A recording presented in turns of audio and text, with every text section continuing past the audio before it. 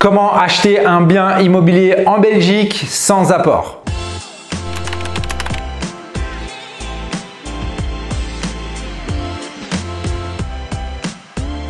Qu'est-ce qu'on veut dire par sans apport? C'est un bien dans lequel on va mettre zéro argent et du coup, on va emprunter 125% de la somme. Alors, j'aimerais tout de suite vous dire que le 125% est oui, encore faisable. Cependant, je vous arrête tout de suite. Ce n'est pas une poudre magique qu'on vous jette et sur lequel on va acheter de l'immobilier sans rien faire et sans mettre de l'argent sur la table, car non, ce n'est pas pour tout le monde. Il y a une certaine catégorie de personnes et dans une certaine situation, nous allons pouvoir le réaliser le 125%. Ce qui est certain, c'est qu'on peut toujours travailler sur votre dossier bancaire afin de tendre vers le 125% et toujours optimiser les choses. C'est clair que demain, vous allez à la banque sans préparation, sans connexion, sans réseau, vous allez avoir aucun bénéfice de cela. Il faut toujours travailler en amont, montrer qu'on a ce qu'il faut et qu'on a travaillé sur le dossier pour avoir les meilleures chances de son côté possible. Dans cette vidéo, je vais du coup vous partager comment est-ce que vous pouvez tendre vers le 125%. Il faut savoir que la banque a besoin de deux choses principalement. La première chose, c'est tout simplement une situation financière stable. Qu'est-ce que ça veut dire une situation financière stable? C'est le fait d'avoir des revenus stables depuis quelques années. Les banques adorent les CDI. Donc si vous êtes en contrat de travail, que vous êtes salarié, que ce soit employé, ouvrier ou peu importe, du moment que vous êtes salarié depuis, je dirais, minimum une année, les banques adorent. Si vous êtes également indépendant depuis plus de 2 ans ou gérant d'entreprise depuis plus de 2 ans, les banques peuvent prendre ça en considération comme des revenus relativement stables. Donc retenez sur ce point 1 que vous devez avoir cette situation financière qui va vous permettre de vous endetter, de prendre du crédit. Si vous n'avez pas ça, malheureusement, vous ne pouvez pas faire crédit. Alors je vous rassure, si vous ne savez pas faire crédit directement, que vous n'avez pas un salaire stable, il y a d'autres moyens de démarrer déjà dans l'immobilier. N'hésitez pas à regarder dans la description, il y a certainement quelque chose qui pourra déjà vous aider. Mais en attendant, si vous voulez devenir propriétaire et créer de l'investissement immobilier en achetant, il faut cette situation. La deuxième chose que les banques demandent, c'est une question de garantie. Les garanties, quelles sont-elles? On peut avoir des garanties immobilières ou on peut avoir des garanties mobilières. Si vous n'avez aucun des deux, ce qu'il faudra faire, c'est amener du cash sur la table. Et malheureusement, c'est le genre de choses qu'on ne veut pas réaliser. C'est mettre son cash dans son bien immobilier. Surtout si on veut enchaîner les achats. Parce que qui a 20, 30, 40, 50 000 euros tous les ans à investir dans l'immobilier? Pas beaucoup de personnes. Donc si vous êtes en train de regarder cette vidéo, sachez qu'il existe des mécanismes de mise en garantie qui vous permettent de mettre moins de cash dans votre projet et tout simplement utiliser ces leviers pour continuer d'investir à long terme.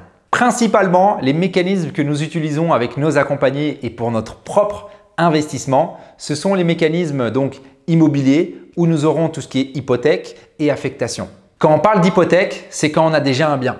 Donc si vous êtes déjà propriétaire, félicitations tout d'abord à vous. Sachez que si vous avez déjà remboursé des capitaux et que vous êtes propriétaire depuis 1, 2, 3, voire plus longtemps que cela, il y a déjà une valeur différente entre la valeur de votre bien actuel et le solde de votre crédit. Et du coup, ça, on peut aller le chercher en hypothèque, que ce soit en premier ou deuxième rang, pour apporter des garanties et du coup mettre moins de cash dans vos projets. Il existe également un mécanisme qui s'appelle les affectations hypothécaires, qui est exactement la même chose que les hypothèques que vous pourriez prendre sur vos propres biens.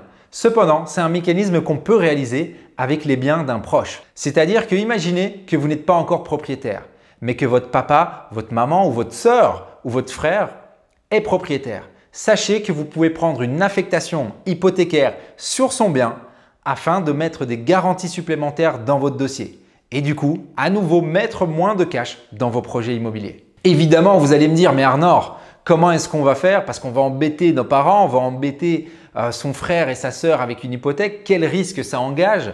Rassurez-vous, il existe des mécanismes pour sortir de la garantie dès qu'on a remboursé suffisamment de capitaux.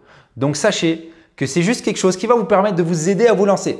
Et vos proches, en général, ils sont relativement OK là-dessus. Ensuite, nous avons la seconde famille des garanties. La seconde grosse famille, ce sont tout ce qui est produits mobiliers plutôt. On va parler là de produits financiers, d'épargne pension et autres. C'est quelque chose qui est beaucoup moins connu, mais sachez que ce sont également des moyens de mettre beaucoup moins de cash dans vos projets.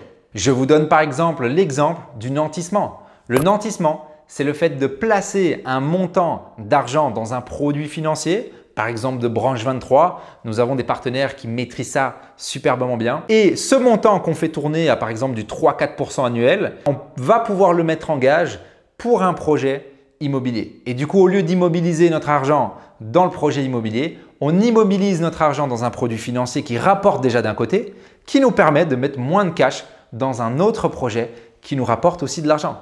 Donc, vous comprenez par là qu'en fait, l'immobilier, c'est un peu un jeu de domino. Il faut juste utiliser les bonnes garanties au bon moment. Il y en a certaines qu'on peut créer et il y a certaines garanties qu'on doit avoir déjà ou on doit avoir la possibilité d'être aidé. À partir de ce moment-là, si vous avez suffisamment de garanties, effectivement, vous pouvez aller chercher un projet à 125% financé par les banques belges. Merci d'avoir suivi cette vidéo. C'était Arnor. Ça fait toujours plaisir de vous voir sur cette chaîne de plus en plus nombreux. N'hésitez pas à vous abonner, à cliquer sur la petite cloche de notification. Ça vous permettra d'être tenu au courant des prochaines vidéos et des prochaines pépites qu'on va vous livrer sur la chaîne. Et n'oubliez pas, on a toujours un petit cadeau pour vous dans la description.